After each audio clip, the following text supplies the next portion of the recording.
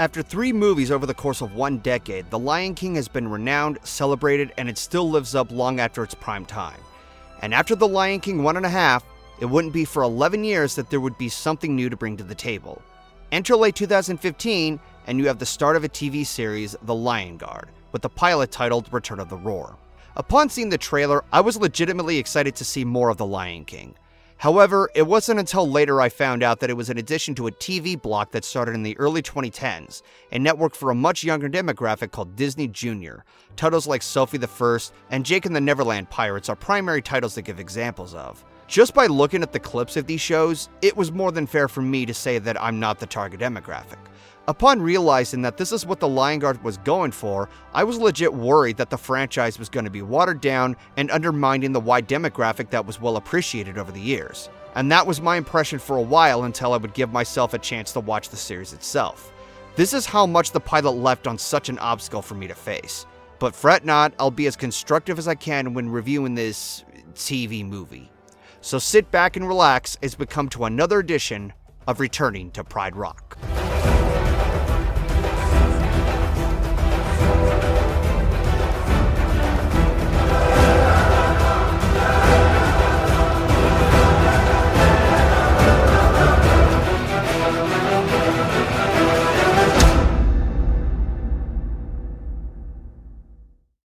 So, as the previous entries were based on my nostalgia and how much it has impacted me through my childhood, this entry here is about how challenging it was as it's a major role within my first impressions. Because after watching it the first time, I was beyond displeased with what the crew behind this was going for. The writing, the new characters, the overall tone that didn't match with what I could identify from the previous movies. Some could argue that my childhood was clouding my judgment, but in actuality, I wasn't the only one who had issues with this. Some even hated the TV series afterwards, going as far as to warn me ever since I started reviewing these movies. And yeah, by no surprise, this TV pilot was not very good. The premise, mind you, was not too bad, but it more or less has to do with execution, because, my god, this was very, very poorly executed. Getting the premise down, the Lion Guard is set within the events of the sequel, but instead of having Kiara being the central focus, we're introduced to Kion, Kiara's younger brother. He discovers an ability for a role that was originally in line with Scar called the Roar, and with that in mind, he's destined to be the guard of the Pride Lands, somewhat of a police group to keep the place safe. Each member who serves with Kion has a mark on their shoulders like a badge. Aside from bringing out the summary, the animation comes at a somewhat puppet style with a touch of frame by frame.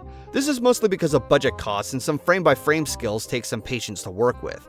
However, the style is disorienting to look at first, as some of the characters look like they're sliding on the ground. You can make the argument that this is trial and error given that this is the first entry of the series, and trust me, I'll touch upon that later. But even with that said, it's pretty sad that something as noticeably distracting gets swept under the rug and rushed out to the public. Admittedly, it is a nitpick as there's already a bigger issue I have. Who the hell is Kion? Where was he the whole time during this sequel? And why was he never mentioned up until this point? You throw in a character in the middle of an existing narrative and you're expecting us to just go with it? These questions immediately race to my head as this alone is already alienating me, as it makes the narrative of the franchise timeline more confusing. When I saw the teaser, I originally thought it was going to be Kiara's child, as it would be set for the next generation after the sequel. And personally, that just makes a lot more sense. But if I had to guess as to how he was there the whole time, it would be that with him being Kiara's younger brother, he was probably born after she first encountered Kovu. But even then, the fact that Kion is not even mentioned in the first place throughout the entire sequel is such a giant pill to swallow. Now, taking a step back, there is something else worth mentioning. Up until the release of the sequel, there was a series of books called The 6 New Adventures. Within these books, Simba had a son named Kopa, and for the longest time, he was a mysterious character that fans have wanted to piece together for who he was or what happened to him. Some of these stories even shared some background with Mufasa and Scar. However, it was later stated that he wasn't canon, and the main film narrative proceeded as is. So I guess this is supposed to make up for the mystery of Simba's son. Regardless, if you wanted to write a character in the middle of an existing narrative like this, here's a suggestion I can give. In The Lion King 1.5, there's a deleted scene where Rafiki briefly narrates in the opening. What's that you say? Oh, you've heard all this before, yeah? You think you know this story? You don't know the half of it. Now granted, it's not nearly as fitting as the rest of the tone for that said movie is comedy-driven, but on the contrary, this would have worked better for Return of the Roar. By having Rafiki introduce Kion and be aware of how the viewers would think and react, it would come off more organic. This ideal example would ease the audience to process this better. But no, we instead have Kion jump in the middle of a moment with Simba and Kiara, and metaphorically say to the audience, "Hey, here's a new character, have fun." Kion isn't by any means a bad character. In fact, his development over the series is monumentally and thematically impactful. This was just a rushed way of introducing someone, especially if it's in the middle of an already existing story. Upon discussing Kion more, his conflict is one of the biggest strengths in the story. Being chosen as the guard, he has to round up some members to form a pack, each with their own special abilities. The fastest, the strongest, the bravest, and the keenest in sight. The big catch-22, unfortunately, is that Simba states they all have to be lions. This comes to another glaring issue. Simba is a stuck-up in his old ways of how the Pride Lands function. Ideally, it's another part of him going through the trial and error of his role being king, like I mentioned in the sequel. But this also completely disregards the fact that he was raised by Timon and Pumbaa after his father died. He was more open-minded of other species as he sent the two to survey Kiara. It's a continuity error that was written for the sake of establishing Kion's conflict. And speaking of Kiara, her traits are also completely off. In the sequel, she was not looking forward to being the future queen. She became a great contrast to what Cub Simba was in the first movie, and thus creating a great complement to each other in connecting the young audiences based on how they feel if they picture themselves in either of these shoes. But in Return of the Roar, she brags about it briefly as if being queen is the greatest thing since sliced bread. Because I'm training to be Queen of the Pride Lands. Yeah, I know all about it, Kiara. As future queen. What if I don't want to be queen? It's no fun. If this is supposed to show her growth towards adulthood, she still took issues with Simba being over-surveillanced in her adulthood, even at the cost of a broken promise.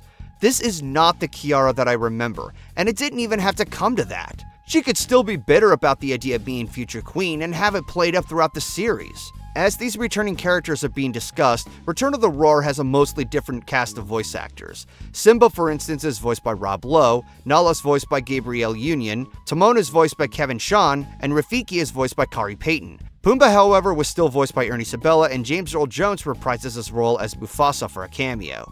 At face value, some would assume that having a different voice cast would be an issue, since changing roles comes to adapting.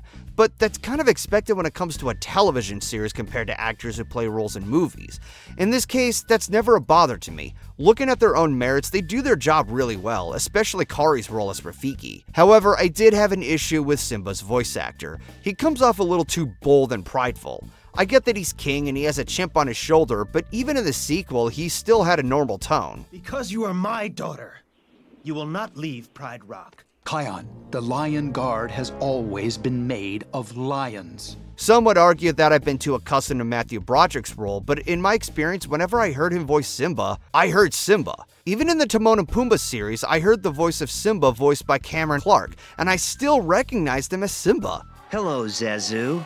I'm here to have my diaper changed. I know what I have to do, but going back means I'll have to face my past. It's a weird way of putting it, but I never felt the distinction up until this point, regardless of Matthew's voice. So really, it would have been fine if Rob just kept his tone normal instead of lowering his voice and acting almost intimidating. Another glaring issue I couldn't shrug off was when the story elaborated background for Scar. Before Kion, he was given the roar, and then he took it upon himself to use it so that he could be king. He killed off his crew and attempted to kill off Mufasa, but by no surprise, he failed and lost the roar. On the surface, it's nice to have an established backstory for one of the main characters from the original film, and it would later solidify an obstacle for Kion to overcome.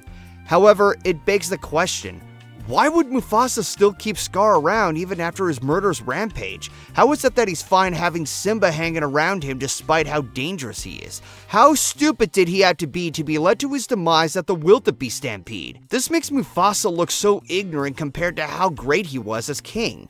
What's worse is that the series never explains this despite how crucial it is. Some may argue that it's because Scar is his brother and he wouldn't want to banish him, and that his pure loyalty blindsides him to his demise. And that does sound legitimate at first, but the fact that he doesn't draw a line and having his own child roam near him is still a red flag. This backstory does establish Kion's conflict of self-control, but it's once again changing up the source material for the sake of establishing his conflict. Getting past the glaring issue though, Kion is a pretty well-rounded character, dealing with the obstacle between tradition and what options he has while understanding his true identity. This is more obvious with this song Kion's Lament. It knew how to take Kion's turmoil seriously as the lyrics dive into his frustration until Mufasa makes his cameo appearance and provides advice. It's mellow at first, giving off a somber vibe, but it builds up and pays off afterwards by a confident outlook.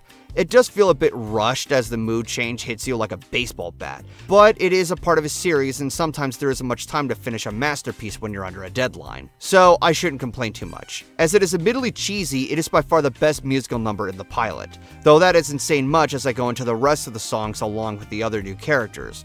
Unlike the way I went over the characters and songs in the previous entries, these ones are going to be discussed side by side as they are also a part of their motivation and identity. A chunk of which I should get out of the way first are Kion's crew that he picks for his pack. A badger named Bunga, a cheetah named Fuli, a hippopotamus named Beshti, yeah, get used to pronouncing that, and an egret named Ono. These characters don't get as much development until the series, but even then they do a decent job by their simplest traits. Fuli carries that tomboy personality, and that's a pretty subjective debate if it works for you or not. Honestly though, I always welcome it to those who break out of the stereotype of female leads. Beshti comes off as a fat stereotype, but with Pumbaa, he has a kind heart and shows a lot of care that I forget half the time who he is.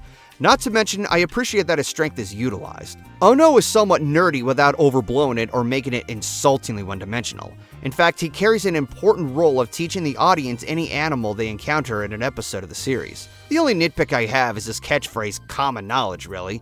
It's always said whenever the crew encounters something and it inadvertently makes him boastful. Oh no, if it's common knowledge, then it's something the crew should already know to begin with. Again, I know it's nitpicking and I'm looking too far into this. Moving on to the actual characters and their musicals, we have the villains who are another batch of hyenas. Chingu, Cheesy, and their ringleader Janja.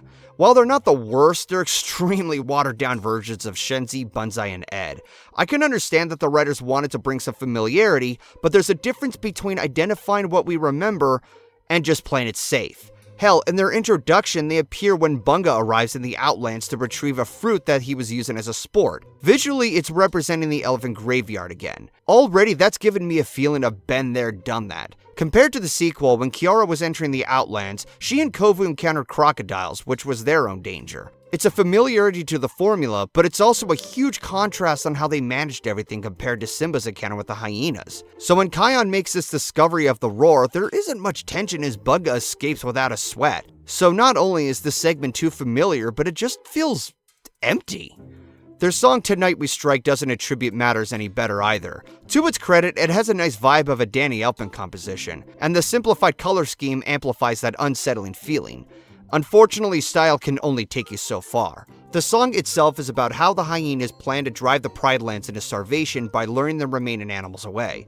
It's the same predicament with what Scar resulted from his abuse of power. They're going to starve themselves again, which is every bit as counterproductive as possible. The composition itself is the biggest glaring issue though, the lyrics. The chorus gets extremely repetitive, and the verses are too slow with a set of few words dragged on by Janja, thus making the pacing problematic. He himself also has a very dull tone when he tries to come off threatening. So yeah, Tonight We Strike was not a very good song. But that's not the worst as I vent my feelings on one character I've been saving for last, and his song, Bunga.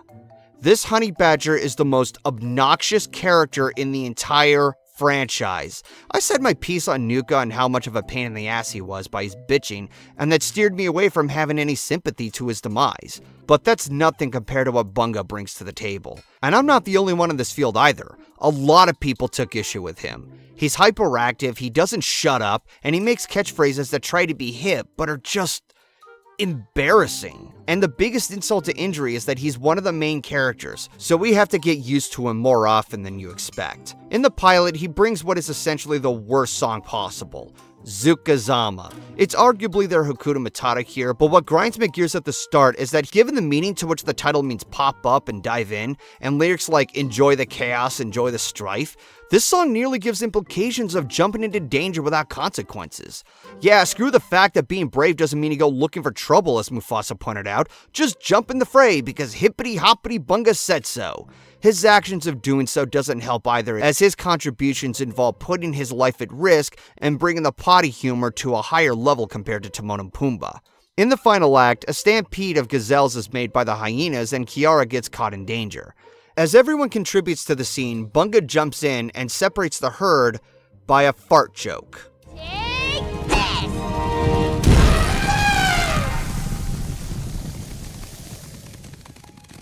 Let me say that again.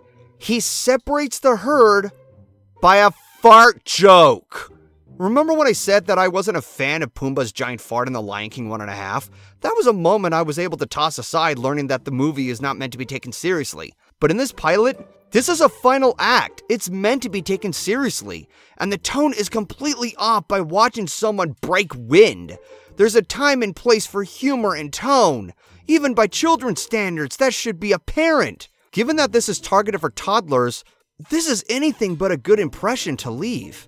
And that's what my biggest issue with this pilot has. The demographic from what I stated earlier. By having very watered down characters and patronizing dialogue, it was strictly aimed for toddlers.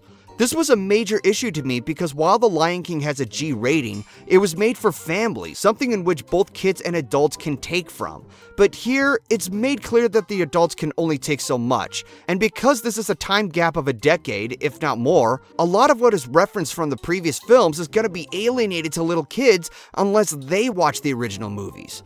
Even then, they would have to be older to understand or grasp what made The Lion King so monumental in the first place. If you want to pass the torch of what's appreciated for The Lion King to a new generation, this ideal demographic disconnects the universality so hard. Instead of making this for Disney Junior, I would have preferred if they made something for an older demographic who understands and appreciates storytelling more.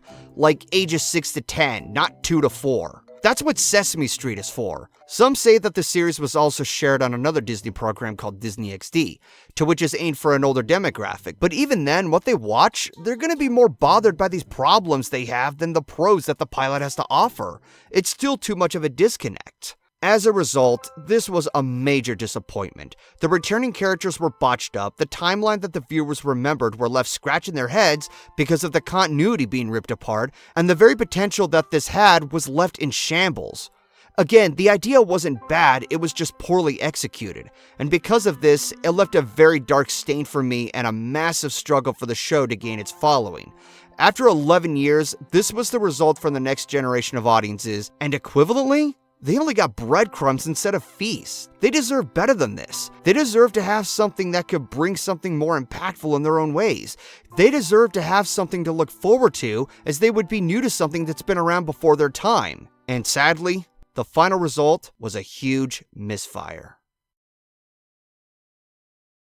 After watching the pilot, I had little hope for what the series would unfold. I was just done. However, I received word from my close colleagues that the series wasn't as bad as the pilot, and that it should be given another chance. Some have even stated that the show goes into a more serious direction for Kion. From what I gather, whenever it comes to TV shows, pilots don't generally deliver a good start, and more often than not, a few episodes of any series watched is considered a more fair chance. This would eventually make more sense to me over time. Until then, I was stubborn. Considering that you're showing the audience something new, a lot of trial and error is bound to happen, and eventually, you'll find what clicks to them. However, it's just as important to leave a good impression, and because of how big of an impression is given, it was more difficult to gain any further appreciation.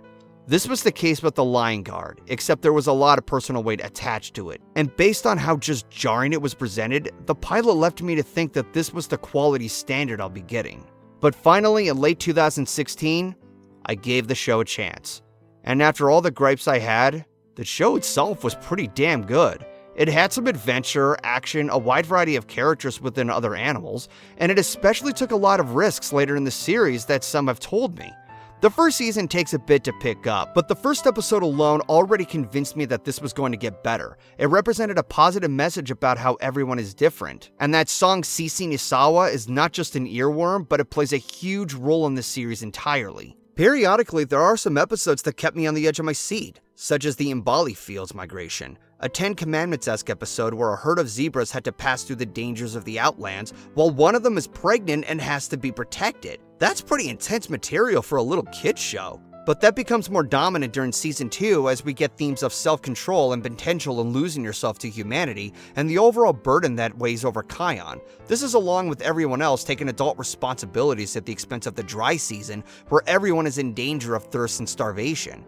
In addition, Scar reprises his role as a giant flame, which is a nice breath of fresh air while bringing forth something familiar. This also includes an episode where Zira and the rest of the Lion King 2 cast makes a brief cameo until the end of the series. It's only one episode, but it's a nice treat for the longtime viewers. And additionally, Vitani was given a purpose at the end of the series, which is very satisfying in and of itself. I've had criticisms with how much of a missed opportunity Vitani was, so it's nice to see her be put to use. There are also 2-hour-long specials during the span of Season 2, both longer and better than Return of the Roar. They have more insightful themes and a rewarding ending for the next season to anticipate to. And lastly, there is Season 3 where the show becomes more world-expanding, and it's by far my favorite as it dives into the unknown territory and dares to tackle on very heavy subjects. One of which involves such a heavy topic about one's passing. It was so sombrous that the staff had to include a disclaimer before the episode started. Damn, is that a huge risk for a little kid show. I have to respect that. The series does come to an end quietly as it ties all loose ends with the events of the sequel, and that alone is difficult to manage. There are some cliches to be expected. For instance, Kion's crew gets their own love interest, and Kion himself gains one with a lioness named Ronnie, and she's dealing with the new task of being the next heir to the throne, the Tree of Life. But surprisingly, she's very well written. There are some hiccups worth pointing out, like the amount of plot holes and continuity errors when compared to the original films. For instance, the series stated that Scar died in a fire, whereas in the movie, he was eaten alive by the hyenas for his cowardice betrayal when facing Simba. Another of which is how big of a time gap there was and how the Outland Wars never phased anyone during the sequel. Honestly, these didn't bother me as much as others had pointed out. As I recall, The Lion King 1.5 also had a continuity error with Timon and Pumbaa's confrontation with the hyenas. We saw them confront them differently in the original with the pig name. These never bothered me though, because at the very least, I was still entertained. Continuity becomes an issue if it dismisses something very important. Scar's death and Timon and Pumbaa's confrontation are not that big of a game changer. There are some other obvious issues. Bunga is still annoying, a chunk of the characters are whacked with the idiot stick sometimes for plot convenience, and the dialogue gets over-bloated with catchphrases. Aside from Zukazama, there's other characters who say their lines like Heavy Kabisa or Huazi, which sounds like crazy said with a lisp. And the overall tagline being Until the Pride Lands End, Lion Guard Defend, got very annoying very quickly. I know that it's a kid's show, but there had to have some limits. Putting all of that aside, however, the show had a lot more to offer for something targeted for a preschool audience. It's like night and day with the pilot. I will admit that I left a lot out, but for the most part, I'm not afraid of recommending this show. Unfortunately, if you want to give the show a chance, you still have to watch Return of the Roar to get a grasp on the show's premise while dealing with the bullshit that Bunga brings. But looking past that, there's a bigger reward in the long run. And looking back at this experience, sometimes there are things that provide a lot more than meets the eye. So finally, after going over a beloved classic, a sequel worthy among its own batch, a humorous addition centered on the comic relief characters, and a pilot to a series for a new generation, we would allegedly come full circle in returning to Pride Rock. However, there's just one more obstacle for me to face. Yeah, I knew I had to face this sooner or later, but I'm not afraid anymore. Until next time, this is GoldenFox, and take care.